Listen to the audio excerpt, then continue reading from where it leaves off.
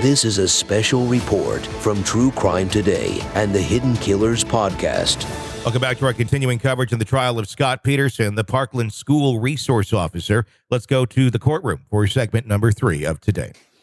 In real time, going back to February 14th of 2018, when you heard those shots, were you thinking about whether they were inside a building or outside a building?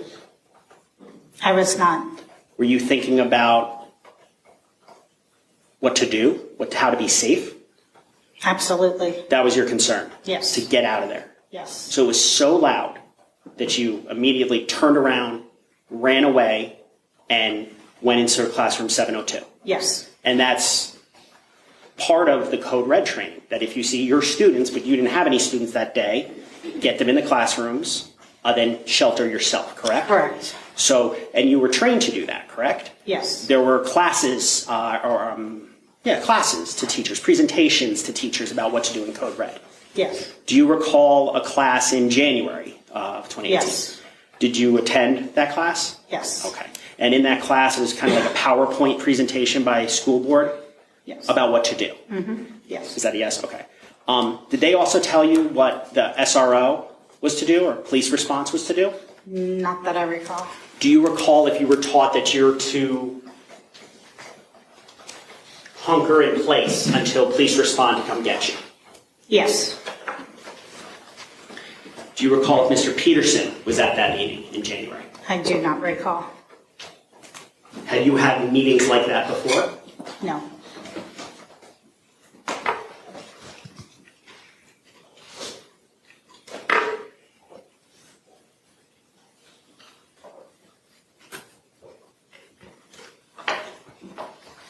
Now, did you have a radio with you that day? Yes, the other person had a radio with her, so we had it on very low. So Ms. Hermosillo had a radio? Yes. Did you hear a Code Red announced over the radio? I do not remember. We didn't have it on very loud at first, so I don't remember if I did or not. So once you were hunkered in that room, you turned the volume down, correct? Yes. And that's what you're taught to do in Code Red if you have a radio, correct? Yes. And that's so that if a shooter's coming by, they don't hear someone in the classroom, correct?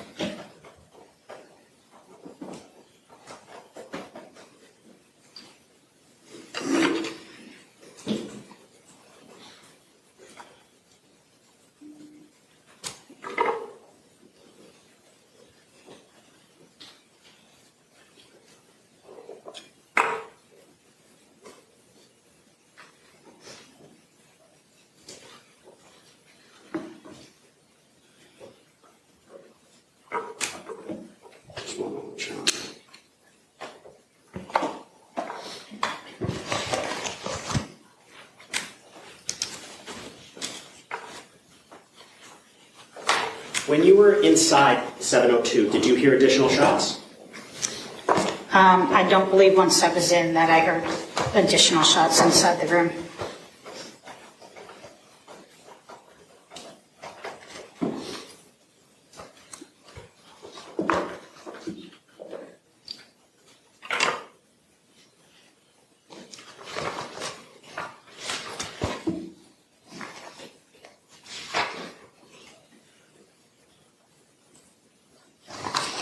The shots that you heard, did they sound like a long burst? It sounded like a barrage. Barrage, okay.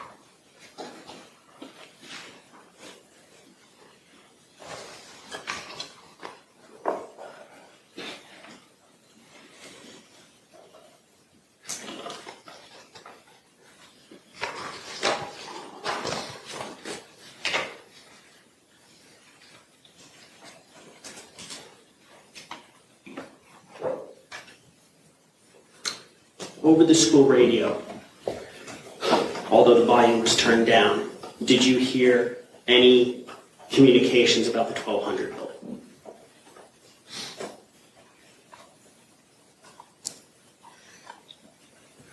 I can't remember if it was on the radio or not. Do you recall hearing anything over the school radio about gunshots? Yes. Do you recall who said that over the radio? I've never had a school radio, so I wasn't super familiar with people's voices. Okay. I knew, I assumed at the time that it was a cop. Wasn't sure if it was Peterson or not, which I did come to find out it was.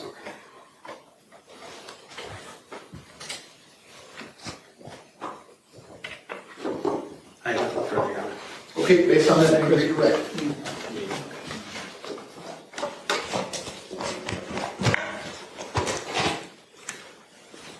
Just a few more questions. Sure.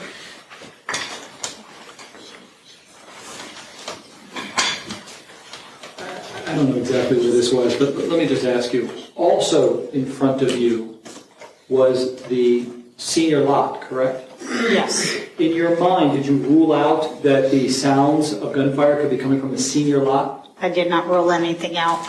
Okay. And also, there were a few times when you said, I'm trying to remember, or I don't remember. This happened 5 years ago, correct? Yes, Was your memory better 5 years ago? absolutely. And do you remember giving a sworn statement to law enforcement? Yes, multiple. Okay. And that was years ago, correct? Yes. Do you remember the name of the law enforcement officer who took that statement from you? No. Okay. If you had your statement to look at, would that refresh your recollection? Sure.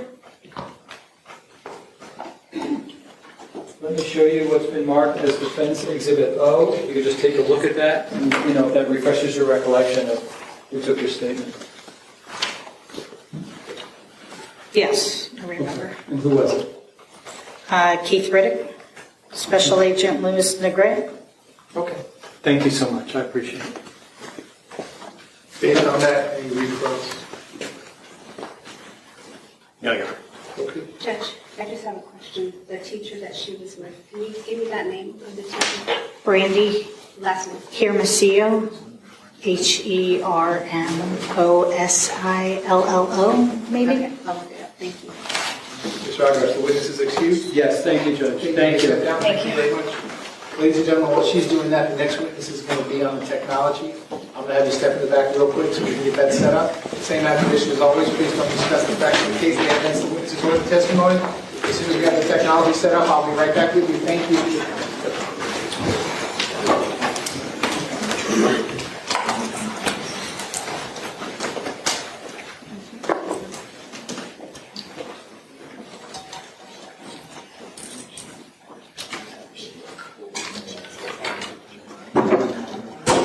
Okay, we're outside the presence of the jury. Everyone can be seated.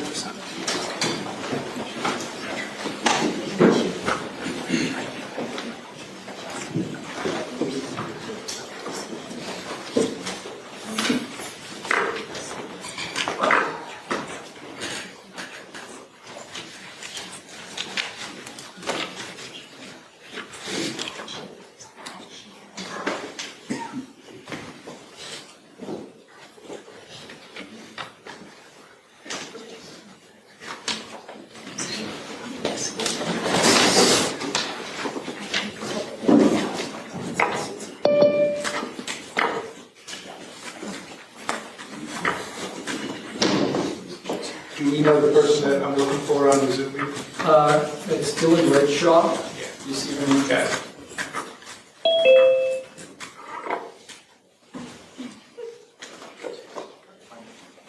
We just need to get Mr. Peterson. I'm working on that now.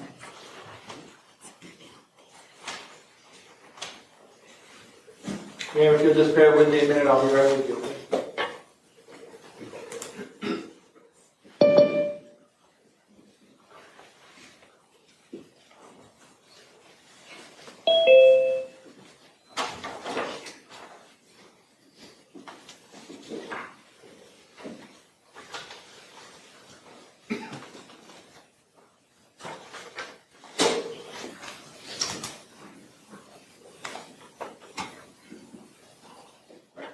I see you. Can I get you to unmute your sound, please?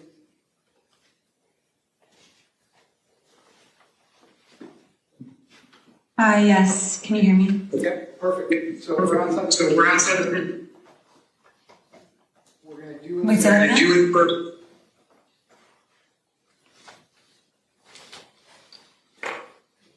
Hello? Yep. I'm sure.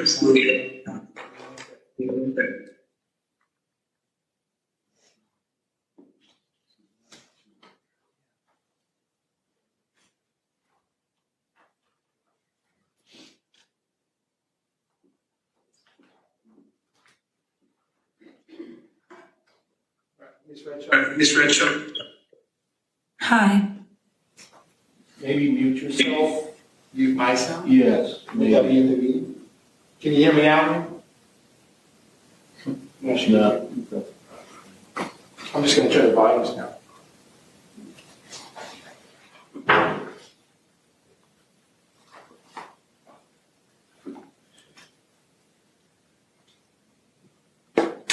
Yeah, can you hear me? Yeah, I can hear you. All right, so we're going to do this outside of the presence of the jury, and then I'm going to bring the jury back in, and I'm going to do this again in front of the jury, and then the lawyers are going to ask you some questions, okay? Yeah. Wait, without the jury in, I'm going to tell the story twice, or no? I'm just going to put you under oath here and make sure everyone can see you and hear you, okay? Raise your right hand. Swear to tell the truth, whole truth, nothing but the truth? Yes. Yeah. You can put your hand down. Can you please state your full name and spell your full name? Dylan Redshaw. DYLANREDSHAW. Mr. Peterson, can you see and hear the witness? I can really. All right, and Ms. Redshaw, can you see and hear Mr. Peterson? I can't see anyone. You can't see anyone. No, my camera is like viewed at like this like desk, but no one's standing there. That's like all I see is like the desk with a computer, but no one's standing there. You don't see, you don't have another person on your frame? Oh, I see. Yes, I see Mark. Okay, so you can. No. Can you see the gentleman with the blue jacket and the dark striped tie? Yep. Mr. Peterson, you can see and hear the witness? I can, Your Honor. Did you hear him answer my question? I did very quietly, but I can see him, yeah. No, I need to make sure you can hear him, man. Hold on. Maybe if you said it a little louder, I could hear enough, yeah. As loud as you can, sir. Can you see and hear the witness? I can, Your Honor. That was cool, yeah, I could hear. Okay, you state, ready to proceed? Yes, sir. Defense ready to proceed? Yes, sir. Okay, please bring the jury back in.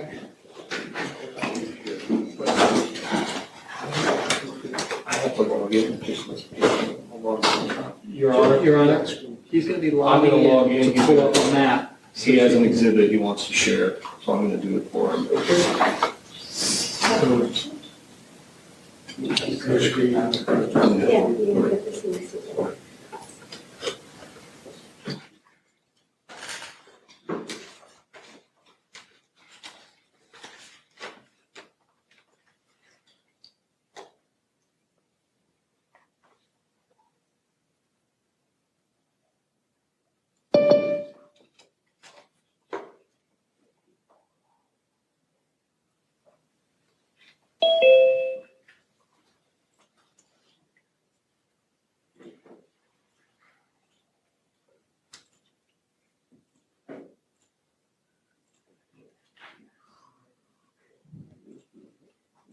Right here. Want this?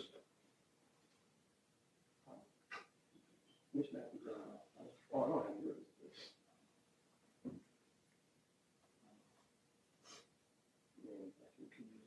I can.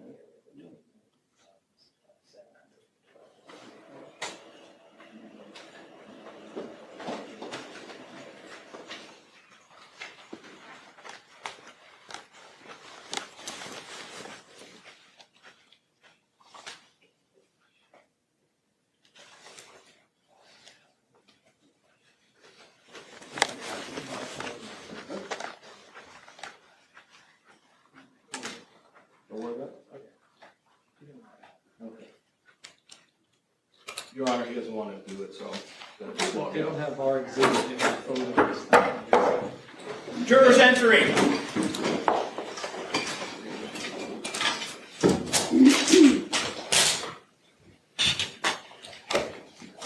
Ladies and gentlemen, welcome back. Come on in.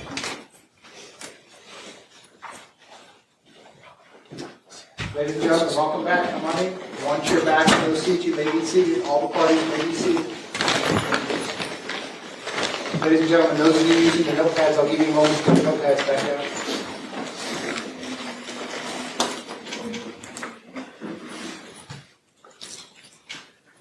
All right, ladies and gentlemen, when we took our quick break to set up the technology, we were in the middle of the defense presentation. We're going to resume at that point. Defense, when you are ready, you may call your next witness. Thank you, Your Honor. The defense calls Dylan Redshaw. Dylan Redshaw.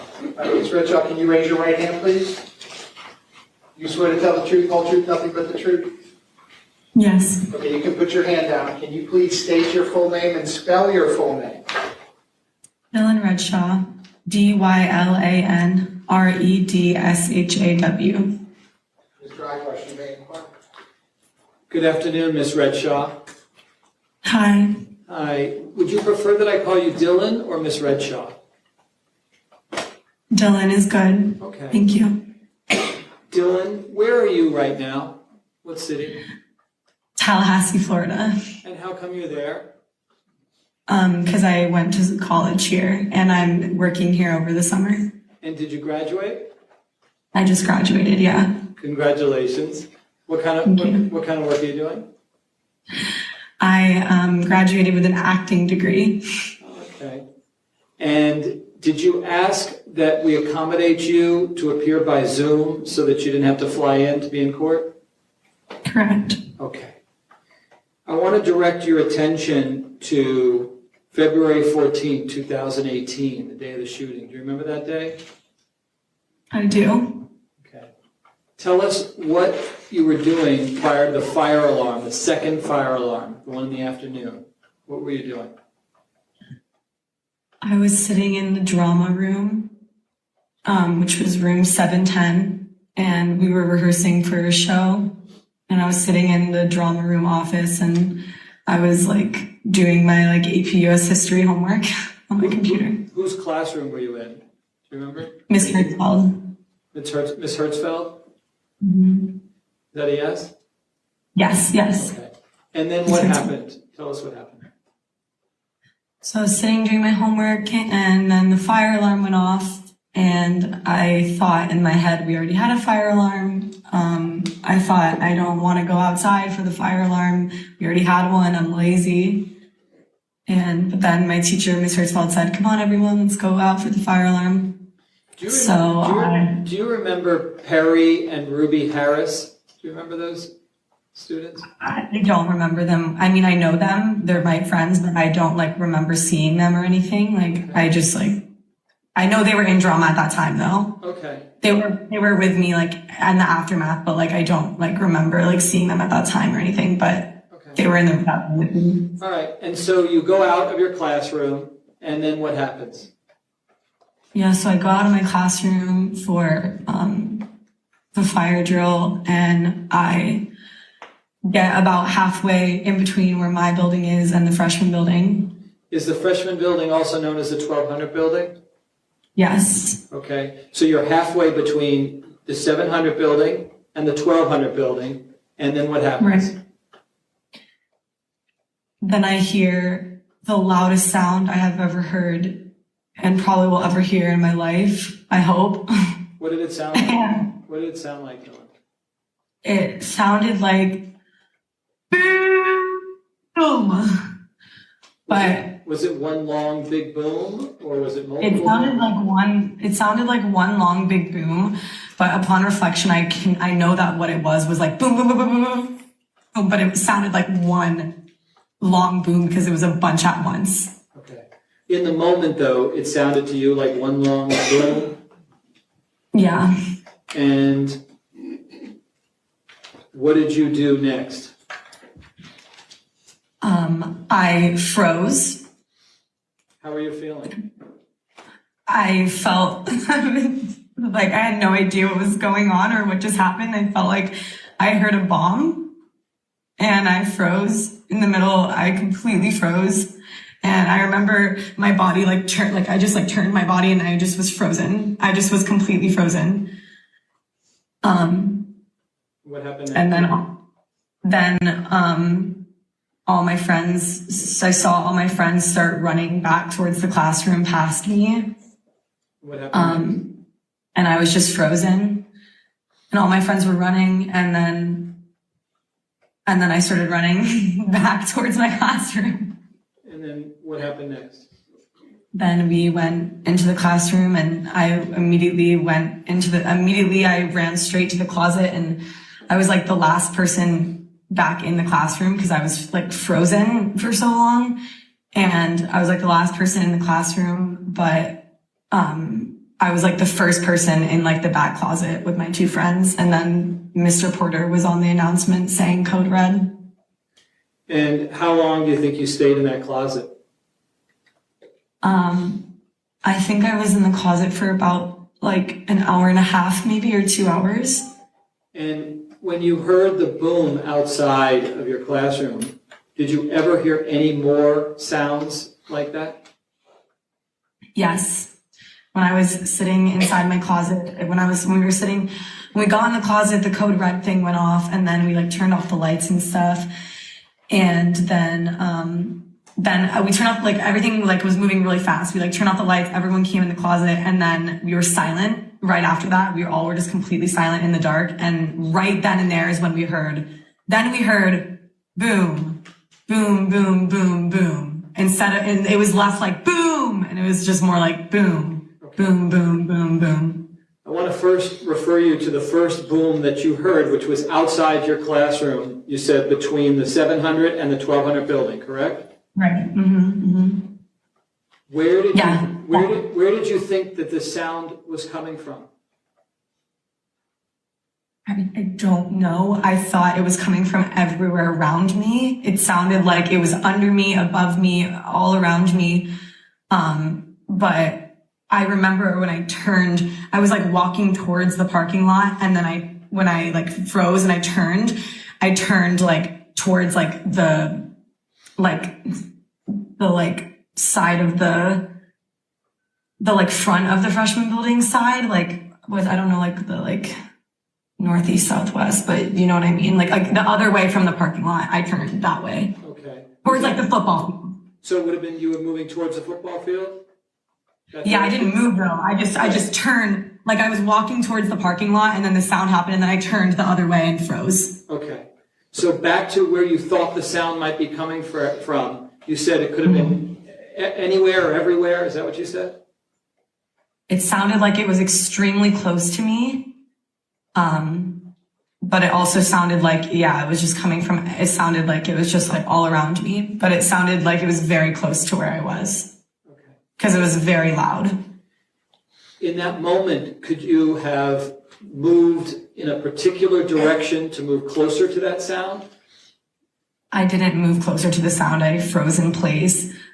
But I also was outside for 10 seconds, and I was the high school girl who didn't hear a gunshot before. Right.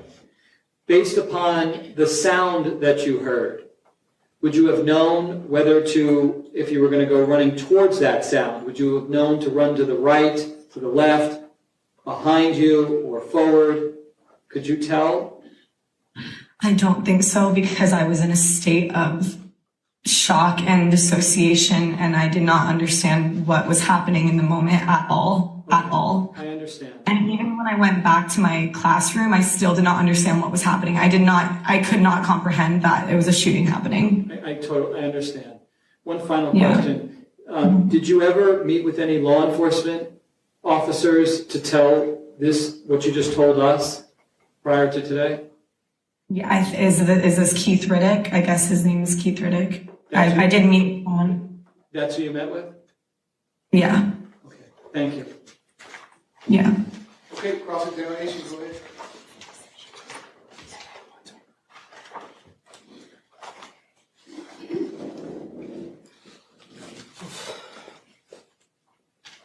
Good afternoon, Dylan. How are you doing?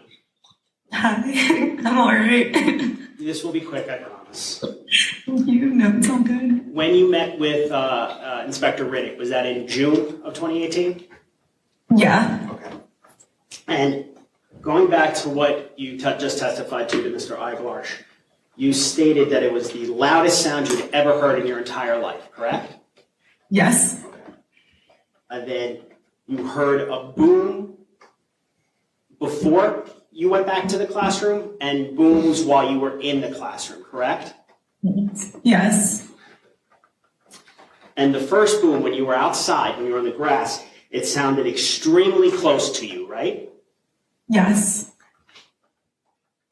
And when I was inside the classroom too, it sounded extremely close to me. Okay. And you were in that classroom an hour and a half, correct? Yeah. Were you waiting for police officers to come and get you guys, to get you and your friends that were in the classroom? Yes. Were you thinking in that hour and a half, where are the cops? Yes. Dylan, just a few more questions. I'm sorry. If you need to. No, please feel free to ask. I'm happy to answer these. You said that you heard the assistant principal Porter say the code red, correct? Yes. And is that kind of over a speaker in your classroom? Yes. Now, when the code red was announced, did you also hear gunfire in the back when the code red was announced? You mean on the back of the announcement or in Either. In the back of not on the announcement, but in my vicinity. Yeah. Okay. Now, you were in 11th grade when this happened? Yes. How old were you? 16, 17? I believe 17. And you had never heard gunshots before in your life? No. Of course not. When you heard the loud boom and you froze, were you thinking about where did that come from, or were you thinking about getting back to safety? I was not thinking where did that come from. Thank you for asking that. I was thinking, I had no idea what I was thinking. I was thinking my mind went blank and I was thinking I'm terrified. Yeah. I was thinking I have no idea what that, I thought a building blew up and I thought I was unsafe. Yeah. You felt unsafe and you ran back away from the 1200 building to safety. Yes. And I also saw that my friends, I remember just being in a state of dissociation, but when my friends were running back past me, I could see the horror on their faces. I remember my friend Alex turned to me and his face looked so horrified, and I knew something really bad had happened, but I could not understand what it was. Is that Alex Wind? Yes.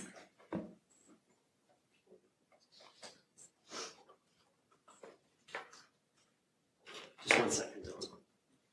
No, thank you.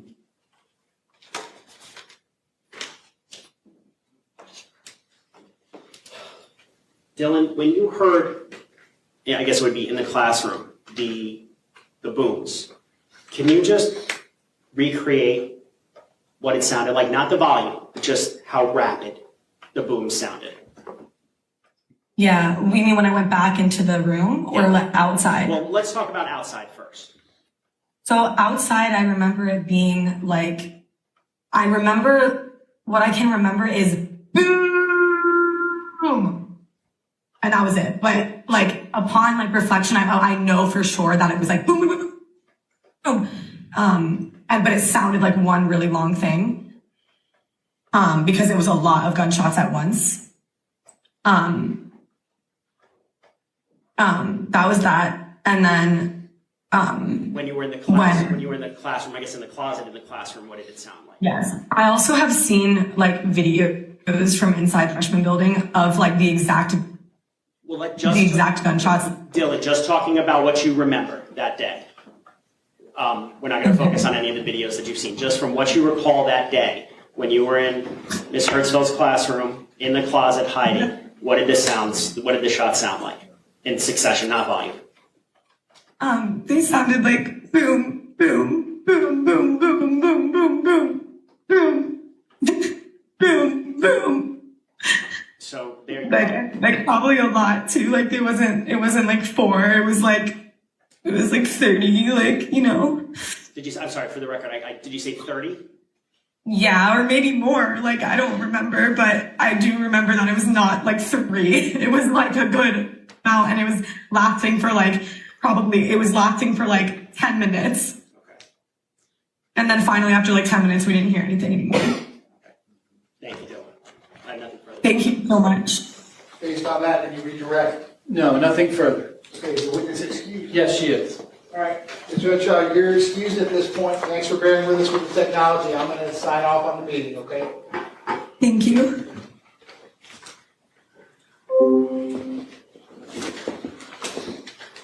Okay, defense, you may call your next witness. Thank you, Your Honor. The defense calls Angela Mize. Angela Mize.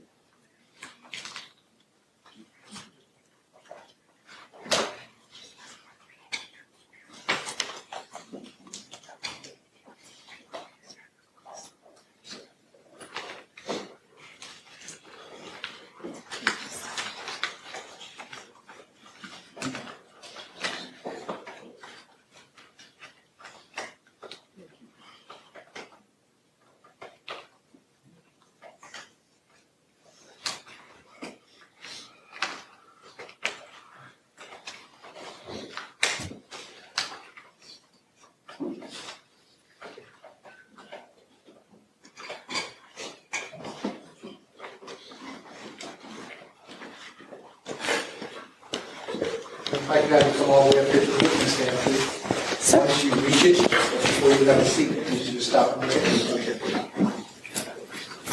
right hand. You swear to tell the truth, whole truth, nothing but the truth. Yes, sir. Please be seated. Once you are seated, if I get you to scoot that chair all the way forward as far as it will go, will you please state your full name and spell your full name? Angela Mize, Angela Mize. Mr. Igosh, you may inquire. Good afternoon, Ms. Mize. What do you do for a living? Can you tell the jurors? I'm the Director of Regional Communications for the Broward Sheriff's Office. And what does that mean? I oversee operations for 911, law enforcement, and fire dispatch services. And how long have you been doing that?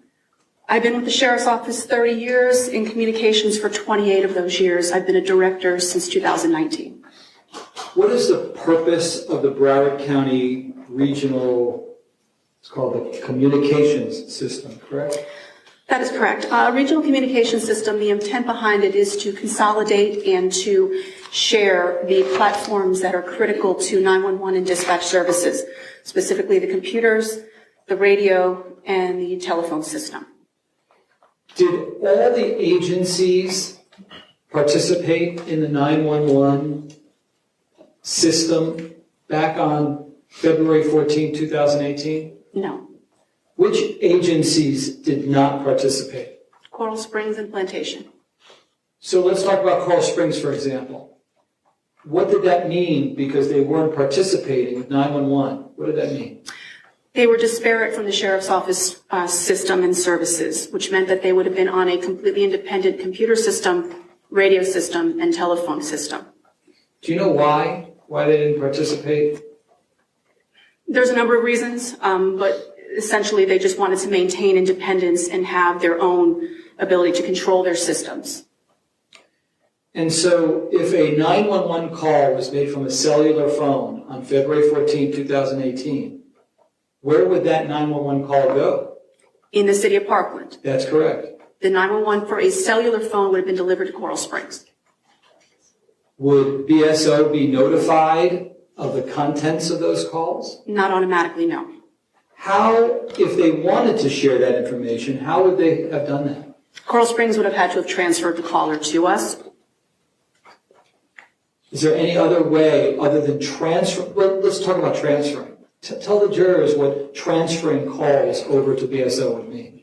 Well, essentially, if anybody ever dialed 911, it's not something that you potentially see commonly, where essentially you're reaching a 911 operator, but what you need cannot be serviced by the operator you're reaching.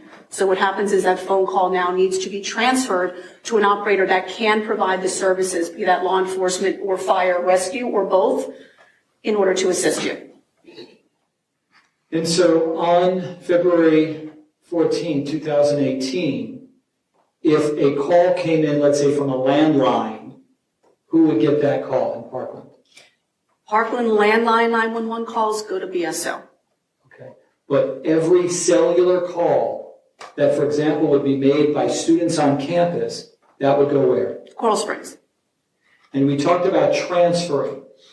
Are you aware of Coral Springs ever transferring any of the calls that they received to BSO during the shooting?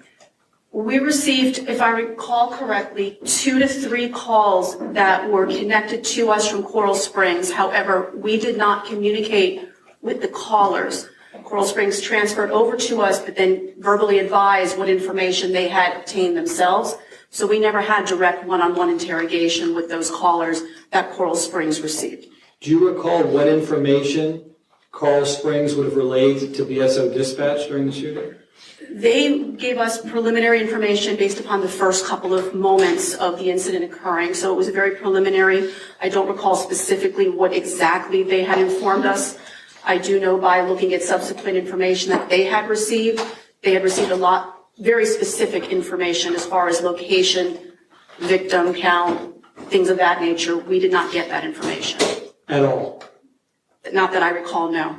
And so you can tell us then whether or not anyone from BSO went on the BSO radio and then would have alerted law enforcement deputies specifically where the shooter or shooters may have been located. We would not have had that information to give to the deputies on the radio. That is correct.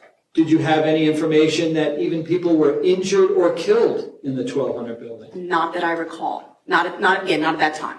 And then that information wouldn't have gone out on the BSO radio, correct? Correct. And then if my client is monitoring his BSO radio, he wouldn't have known that information. Is that correct? Correct. Objection, speculation.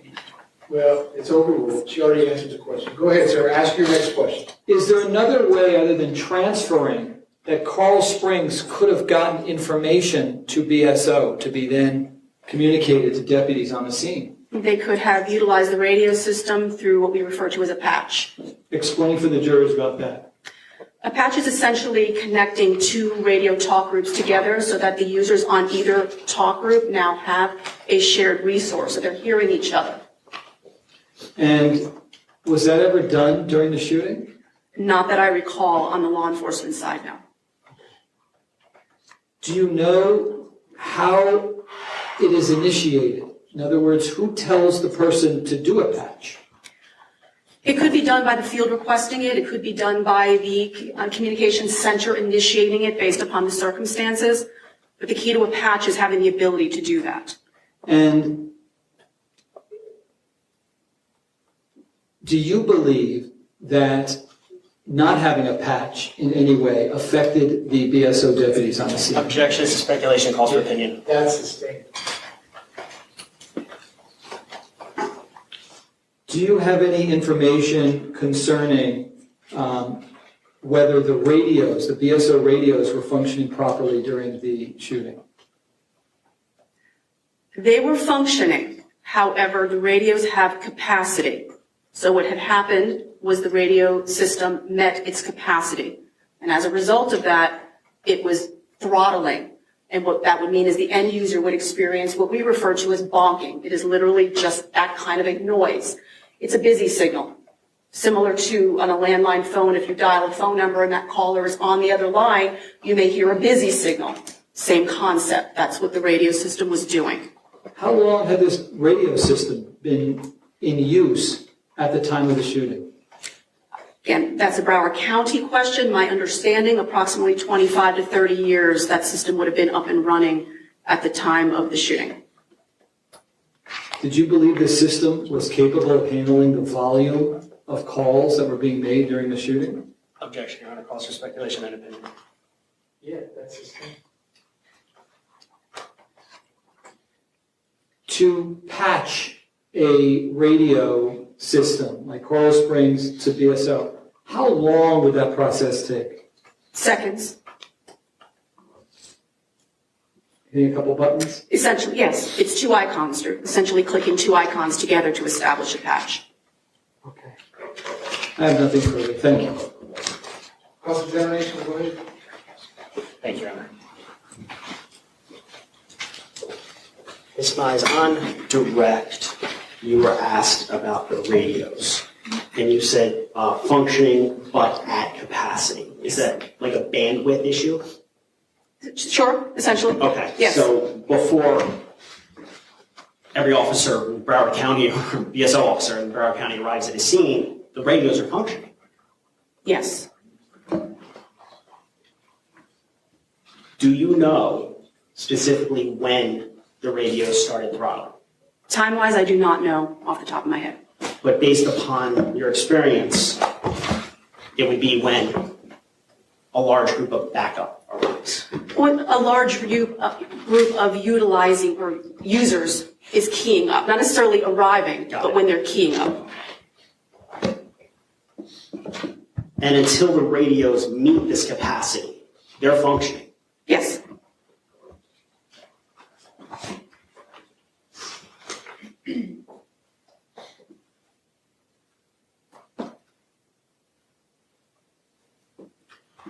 And when you said that Coral Springs sent over 2 to 3 calls, correct? Correct. That was in the beginning of Yes. when the shooting happened. Yes. So BSO was notified right at the inception of when the shooter started, the 911 started calling coming in. Essentially, once when Coral Springs was being notified, they advised us.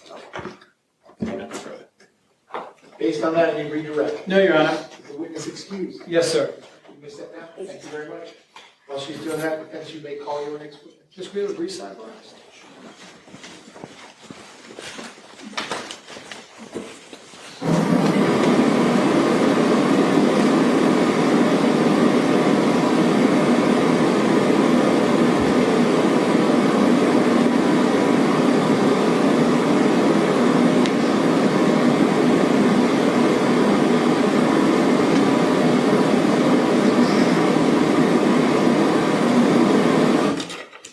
Okay, ladies and gentlemen, real quick restroom break.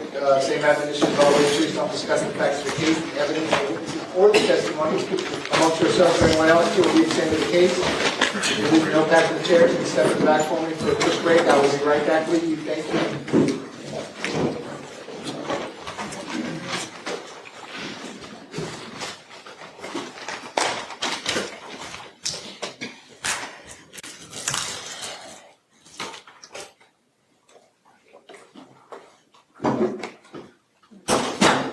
Okay, we're outside the presence of the jury. Everyone can be seated. So, defense, one more witness. I believe so, Judge. Okay, and then,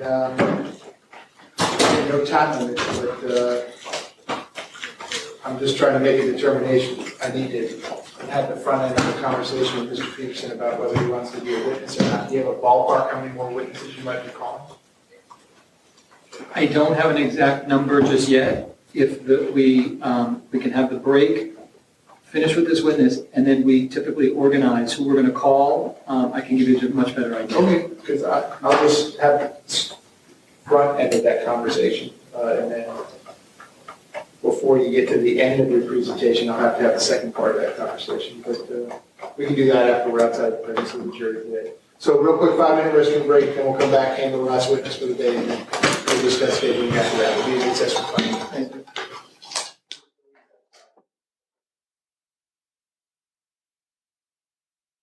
That wraps up segment number 3 in our coverage in the trial of Scot Peterson. There is more to come. I'm Tony Brueski. Press subscribe so you don't miss any of our coverage. This has been a special report from True Crime Today and the Hidden Killers podcast.